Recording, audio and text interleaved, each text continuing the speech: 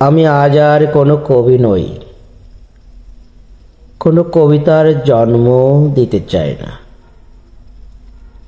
আমি আবেগী, বেহিসেবী, বেহায়া, নির্লজ্জ, উলঙ্গ, উন্মাদ এক আদমি।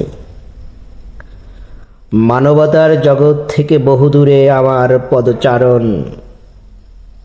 তাজরিনে পোড়া ১.৫ শতাধিক বিকৃত লাশের সাথে আবার বসবাস।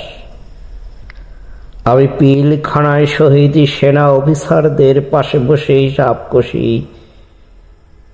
গরমিল সে হিসাব আজও ডেবিট ক্রেডিট মেলেনি। সভ্য শব্দটি আমি ভুলে গেছি সেই দিন, যেদিন ধসে পড়েছে রানা প্লাজা। সকালের সোনালি রোদে যার ভেঙে পড়ার শব্দ আজও আমার কানে বাজে।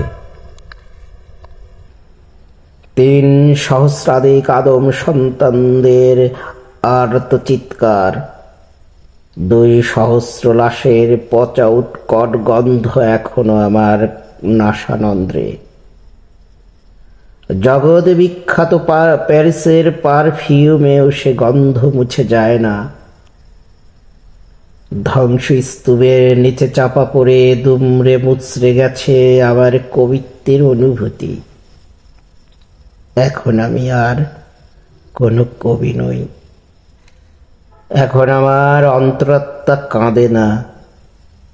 খুন, গুম, অপহরণ, ধর্ষণ কিংবা শিশু নির্যাতনেও